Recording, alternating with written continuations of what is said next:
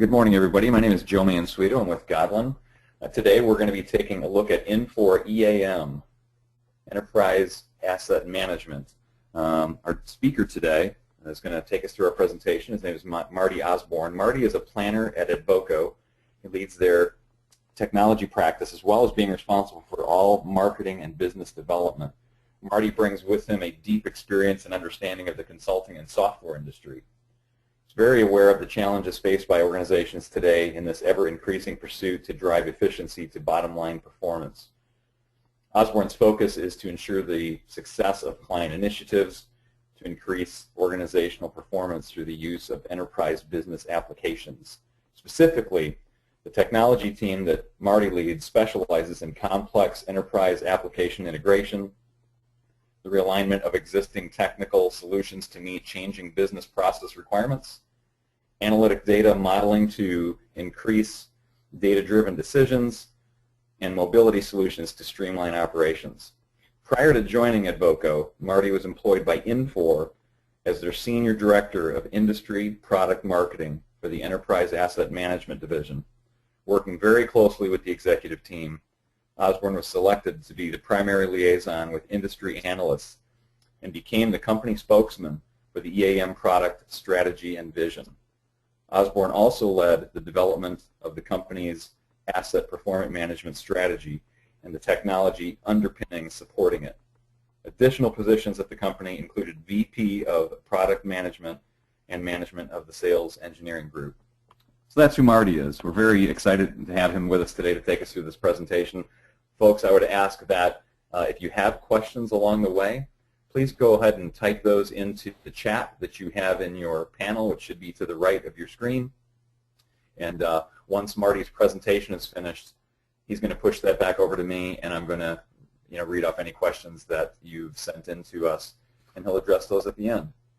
So with that, I will pass this over to Marty. Hey, Joe, thanks. Really appreciate the introduction. I guess sometimes, when you hear your own name and all that stuff, you're like, wow, I can't believe I did all that. But I think I'm excited to be here today and to be working with Godlan on their asset management strategy and working with them. Truly EAM can turn, I think your environment into a competitive advantage, and when you focus on assets. And so, that's what I want to share with the team today.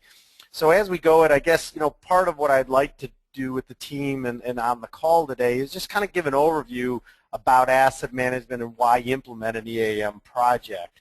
While it is a software tool and will follow certain software processes as you buy it, the key is to really understand why. And then I'll share with you some of the maintenance drivers as to why people buy it. What are other customers doing and what has led them to that decision? And then I'll go a little deeper into the tools around equipment reliability, around how it can tie into maintenance productivity, and then kind of the parts inventory and control that will then support those maintenance activities. And then lastly, within the Infor EAM product, they have come out with their new, what they call 10X version. Truly is a really revolutionary product, and I think is going to change the way people do business. And so I'll share with you that piece and that thought, and then as Joe said, we'll kind of do a wrap-up and questions and answers. So I always like to start every meeting off with a quote. I'm kind of a big quote person, and one of the things that always kind of jumps out at me in business and in the manufacturing world is there's always kind of that finger pointing. When equipment goes down or something doesn't work, there's kind of a lot of finger pointing and who's responsible. And so one of the things I've always believed in is a person without data is just a person with an opinion. And so from a maintenance and an asset management, you'll see that the tools today really provide people with the right tools to know how their assets performing and know where the problem is and how to solve it. So again, I think just really a great quote to kind of always keep in your back pocket as you think about asset management. Now, again, as people look at why should I do this, so I'm sitting on this call or I'm looking into a maintenance system and your boss is having you do it, one of the keys is what are the 4 areas that I think really drives in why you would do this. And I think at the top is always around asset utilization. And as in business, right, we make money when our assets are performing, when they're working, and when they're doing the right thing. And so as you look at asset utilization, as you look at maybe your overall equipment effectiveness, every point that you can get in that effectiveness or utilization of your equipment is really money directly to the bottom line. And so I think where the big money is in asset management is around that asset utilization, but it always is kind of early on one of those soft things, right? It takes a little bit to get your equipment under control to understand it, but in the end, when you drive utilization is the big money. The second piece is really just purely cost control, and I think, again, there's kind of 3 pieces, the cost that you should look at, and obviously it's your maintenance labor, right? Your team of maintenance people, what it's costing you to get the work done, whether it's you need to drive better utilization, and we'll talk about that within it, or whether you need to reduce it. Another big driver is the material, the spare parts. How many dollars are you buying? And I think sometimes people sort of give in to this and just, materials are what they are. We have a monthly bottom line, and that's kind of what we spend. And I really think the more you look at that material, there's big money. And then I think the third piece of that cost control is what kind of tools, and I also kind of lump outside services and that kind of stuff in with it. I think those are 3 big areas that I think you have some big control over costs. And then again, sort of where you're using your resources, again, is from an inventory, from a procurement, from a skills. And then probably the 4th one is always around compliance. And again, how do you say what is the cost or the ROI of compliance? But environmental safety and health are big things that can shut a plant down, that can drive certain behaviors. And again, we know that an unsafe, unhealthy work practice, and if machines aren't taken care of, can really cost to the bottom line. So if I look at the effects of EAM on the customer economics, again, as we've kind of talked about, that asset utilization and the cost, I really see, again, one goal is increase capacity, the other one is decrease cost. And I think as you think about this, it really goes to the core is what is your strategy? And I think as you look at it, that would be the big question I would ask you is, are you really trying to drive more capacity? Are you selling everything you have? You need more out of your assets, or are you trying to reduce costs? And then I'd look at that goal, I'd look at those business objectives, and then I'd build the model to actually drive that. So a couple things that people always ask is, what's a typical sort of benefit? Like if I do this, you told me, Marty, the drivers. But again, I think there's some other things that you have to look at too, and a lot of them just kind of boil around system simplification. Again, there's a lot of in-house systems or card systems or various systems out there. And again, with EAM, a lot of people find not only can it drive maintenance, but can it measure around purchasing. It can do projects, and so it can actually replace a lot of things that you're doing out there on the shop floor. Again, I think an integrated strategy really can help maintenance on the IT side and support. Some of the new technologies with web-based, cloud-based stuff is really going to the bottom line of IT and kind of simplifying that.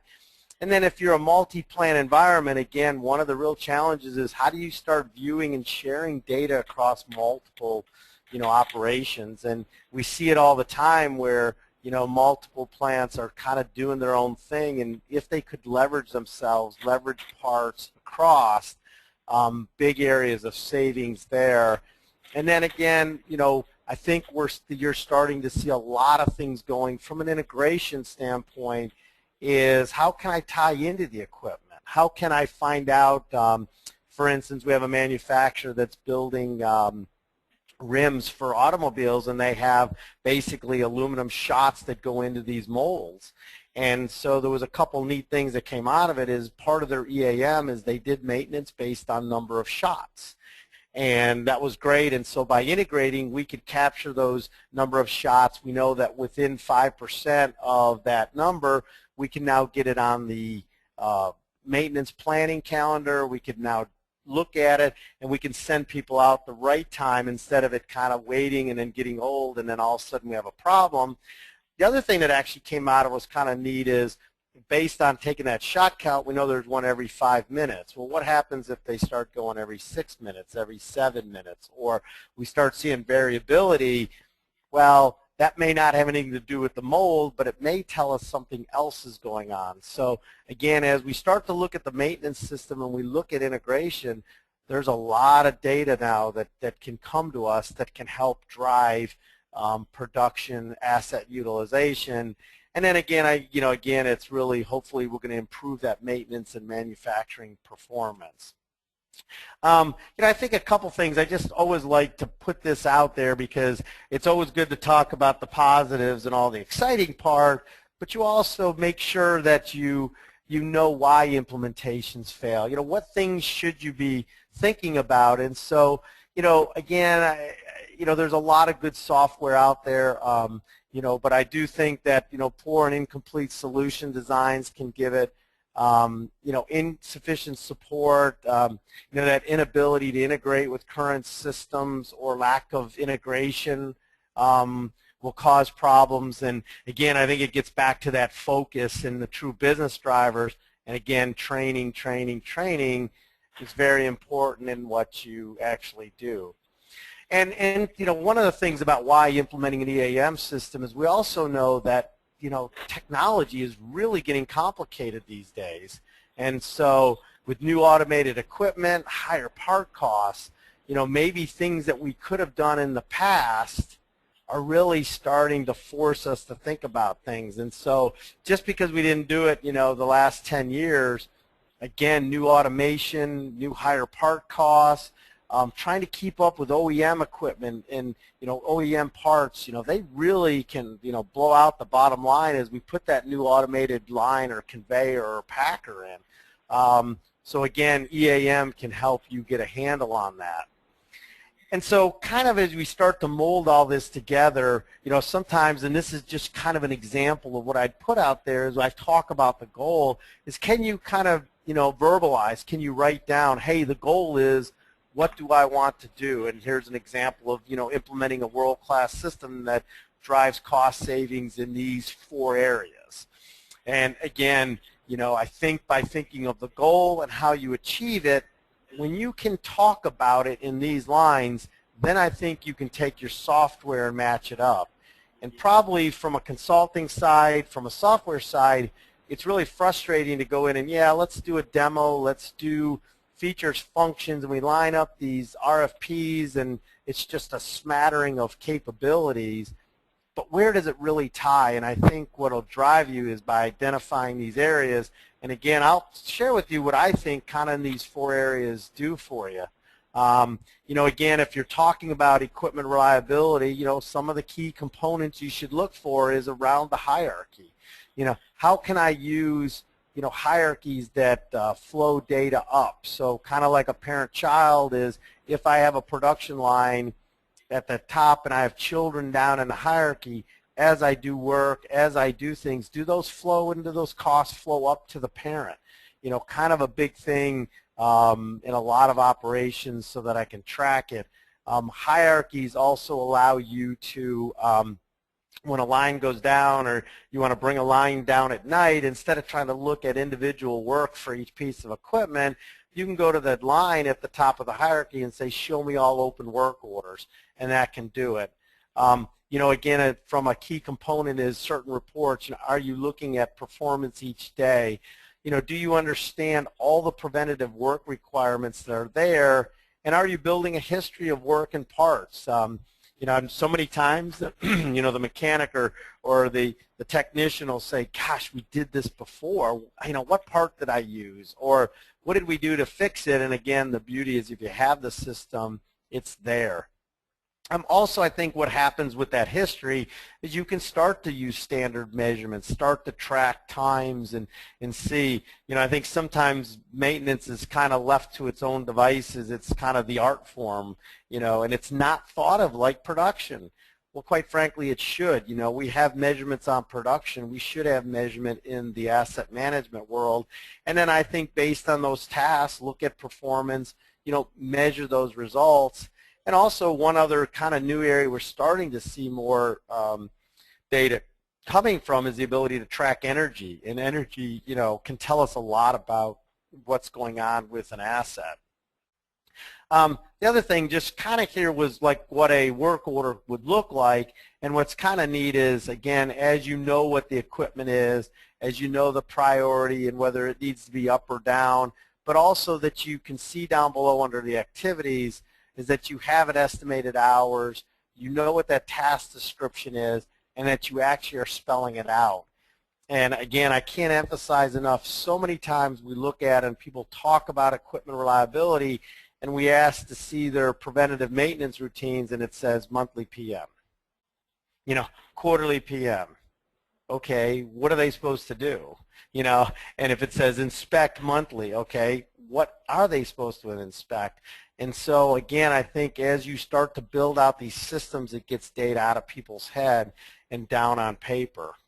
The second area, again, is around the productivity and the maintenance scheduling, because again, I think no matter how many technicians you have, one of the things is it's not just kind of stand around waiting to break, but how do you tie this whole thing together? And again, our goal is maybe not to reduce headcount, but how can we get more asset touches? How can we track what they're doing so that we're not doing things over and over and over again? Unfortunately, I always like to look at NASCAR and, you watch those cars go round and round and round, and you watch them, when they go into the pit stop, they're amazingly fast at it. And what's the difference between 3 seconds, 4 seconds, 2 seconds? It's amazing how quick they are. But if you ever know, the guy who probably wins the race is the guy who has one fewer pit stop. Not that he beat the guy by a second. And so I think as we look at maintenance and scheduling and planning, again, we need to look at the work order demand. We need to look at what we're doing around our preventative maintenance. And instead of just having a series of monthly things, is it really tied to what's going on? Are we pre-kitting parts? Do we have things ahead of time? And again, are we working with production and non-operating times to do the things we need to do and to make sure we have the right, kind of resources to make that happen? I do want to talk a little bit just about work estimates, because again, I think this is one of the areas that people tend to give up on, or they tend to say we have a PM, but they don't really estimate it, and very little do we see that's going on. And I think that based on data, based upon these estimates, you can now really start to track better. You can calculate total expected cost. You can see what a work order burden might be or the skill that needs to be done. And so I really think that upfront planning ensures compliance and proper measurement. I know there's a constant battle of wrench time, how many times we turn in the wrench, but when you have proper work estimates, when you have proper activities and data there, it really can drive that wrench time up, while not just, how do I work harder, how do I push people harder? And so lastly, I think too is, are we doing the right work? Are we assigning the right work? And kind of back to my earlier point, are your tasks clear and actionable? Are they causing long-term improvement? And, does the person doing the work understand what needs to be done? And quite frankly, in so many cases, we got to get the non-value add out. So many times we ask, are we doing this? Or, I also find, and this was kind of funny, is we were in a very large steel manufacturer, and that PM, they had a monthly PM, had 22 tasks. And the technician said, well, if I do all 22 steps, that's going to take me 3 hours to do it. And we were like, yes, that's what needs to be done. That 3 hours will save us down the time. And I think what happens is, from a leadership standpoint, we really have to be engaged, assure that the assigned work is the right work, And if it's 3 hours, it's 3 hours. Our goal is not to eliminate it, is not to say, sure, it's a monthly PM, don't spend any time on it. Make sure you have the right stuff there. And probably the third piece, so we've kind of talked a little bit about the asset itself. We've talked about, the maintenance and the scheduling, what EAM can do for you. The third big piece is parts management. And again, it's actually funny, but we have a gentleman working for our company who spent a lot of time in the area of reliability and equipment, and he used to talk about how he always just walked by the storeroom. When you look at maintenance and you look at the maintenance people, so many times they just walk by the storeroom because it's not something they want to deal with, or it just should be there when they think it. But so many times your storeroom really has all the parts you don't need, but how many times do they actually have the parts you do need? And it's funny, as we look at inventories and we look at how high these stock values are, but we actually look at what they're using, it really is kind of a mismatch. And so there is a huge, I think, cost savings here just in your part room. And probably the easiest thing is just, what is that R&M spend? Taking labor out of it, is it a 500,000, is it $1 million? But we see easily savings 10 to 15% when you, as I said, put data on it and you start to measure it. You get rid of opinions, and there's big money that can be saved here. And again, once you get a handle on that storeroom, then you can start implementing some ordering rules around, what parts are we using? Do we have min-maxes? And, kind of the scary part is when you really start talking about min-maxes, why do I have 5 parts? Only one's going to fail. But yet, I always think I'm kind of I call it the Costco syndrome, right? I buy 5 because it's cheaper. But how many times have you bought like 40 dinner rolls and you only eat like 10 and the rest go bad? You got a great deal on 40, but it was really expensive for 10. And so, why does our inventory get so high? It's because we kind of have that mentality. So, min-maxes are really important, in setting that goal to, appropriately define stock quantities, really knowing, and quite frankly, I would challenge anytime somebody wants to buy for stock more than one, why is that happening? Why do I need more than one? Because what are the odds that more than one, fail? And I think another great example is your car. How many tires do you have on your car? Hopefully you got 4, like most of us do. But how many spares do you have? You have 1. Now, could you have 2 flat tires? Yeah, but what's the risk of that? And so I think sometimes that Costco mentality, we kind of load up. There's real big money. And I think, again, just in implementing ordering rules and driving what people want, there's a 5% savings just in this area alone. And so I really think there is kind of a call to action by using that EAM tool to develop the right work, to increase reliability. I think if you leverage scheduling, you can definitely improve the productivity of your maintenance team, no matter how big or how small. I think following ordering rules really drive right inventory and really stop the excess spending. And again, I think there's searching tools that'll show you how to drive and how to find things within the system. So enough of kind of maybe it's the soapbox, but I think, again, what excites me every day is what we're doing to help companies and why would they buy EAM and where the payback is. I think those drivers are there. Now, what I'd like to do is just share with you a little bit about Infor EAM and what they call version 10X. That's really the latest that's out there. And really, what does it mean to your EAM system? And so from a technology side, I really believe, and I hear this a lot, where technology doesn't matter, software doesn't matter, any tool will do it. And I kind of really disagree, because technology has to be integrated in with the people and the processes, and the tool does matter. And so one of the things that Infor is doing from an innovation is really looking at the way people work. And what I think you're going to find is 4 key things around, the social aspects and how we share information. analytics from the data. Cloud is where this stuff is stored. And what I'm probably the most excited about, and I think is going to revolutionize EAM, is the mobility piece. What I think in the past really failed, I think it's going to get bigger and bigger. And so, I think tomorrow also says, we have to look at how we work. We have to look at how we collaborate, because again, we've got to start sharing information.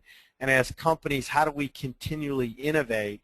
And so as I look at, how you work, again, 3 big things that I think are taking place is building software that's actionable. So it's icons, it's notifications, it's things are pushed to you. You'll see Infor really be able to do that, to send you an email on something happens. Real time, again, as I talked about those shot counts and things that go on, how do we start tying in real-time action that when a line goes down, we get notification right away and we start to do and take action. And lastly, I really think is kind of anywhere in the days of mechanics going to a desktop and operating a mouse and so forth is going to change. And I think the way we work is going to be anywhere, and we need to start driving mobile. Again, I think from an innovation standpoint, I think we have to look at designs that are familiar. And so as you start to look at the software again, that it kind of becomes more familiar and easier to use, that it starts to drive, again, knowledge at the point of execution and where it goes. And then can I have tools that will give me graphs, charts, and really let me do analysis going forward. And then lastly, I think, as we start to talk about collaboration, people in groups, things in process, this one is kind of that bullet that's out there. This is the one that even me personally, trying to get my handle on, and I know it's coming, but I do think as we look at EAM, we have to continually not just look at today or what we thought about in the future, but how do we embrace cross-departmental groups, or how do we share information amongst these people? How do we integrate those business processes and really, quite frankly, get our maintenance teams to be imaginative, to think out of the box, to help us be part of this instead of EAM being something we do to them. Let's do it with them. And so what Infor has done in the newest version is really in their landing page and in their start center have built some really neat areas. And so on the left-hand side, you'll see how many work orders, and down below that is the inbox. So I know I have 14 overdue work orders. Might even have, based on certain things, a picture of the plant or a chart, or even over to the right, you'll see sort of a Twitter tracker or something, or an email tracker that people can bounce questions and so forth. I really think that inboxes are going to get, and start centers are going to get more interactive based on what's going on, so people can see where they stand and then what they need to do. Again, one of the things that's kind of neat from the work order side is down the left-hand side, kind of a different user interface that shows me my open work orders. And then in the middle, like on comments now, instead of just written comments, may have pictures attached. So we're starting to kind of tie a lot more of the visual to where they're going, or when I use a particular asset, does that asset picture make sense, or location? So you're starting to see some neat navigation tools that kind of drive where we're going. Also, as you look at it, they call it contextual web parts, but again, as I look at a work order down the left-hand side, I see my work orders. In the middle, I've got my record view with my work order, my description, my class, all the key elements. But down below, you also have documents so people can see what's available. So is there a picture? Is there a maintenance report or a breakdown, or is there a chart for me to look at? I think it's starting to integrate other documents that you can supply to the technician. And again, as I talk about over to the right, sort of this web feed, and I'll talk a little bit more about it. It kind of is getting away from email, right? Email is kind of send out and it kind of disappeared, or you're blind copied and you got 100 emails. But can I start tying chatter between technicians or people with regards to a work order that may help us, or I need a part order, can I send it to somebody right online? The other area that I think they've done a really neat job that is starting to look at that scheduling, and so here's the new, what they call the planning board, and kind of shows different work orders, when they're scheduled. You know, down below you can either look at people or you can look at departments and start color coding things to see what you have available, starting to kind of drag and drop things around, and again, kind of making that, for that planner, a much more visual type scheduling tool.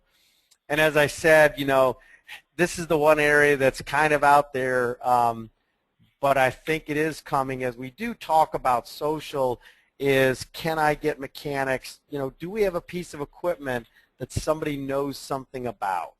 You know, it's getting harder and harder, as I mentioned earlier, the complexity of what's going on. You know, the new packer, the new, you know, conveyor line, that new robotic arm, you know, I may be working on it, but I'm not the best guy. Can I start to post something? Can I ask a question? Hey, has somebody seen this? And again, instead of sort of that blanket email, it starts to build an interactive discussion so you can see the question and then different people responding. So again, I don't, you know, this is kind of innovative, this is kind of new, but I do think social is starting to come, especially with the complexity of equipment is today.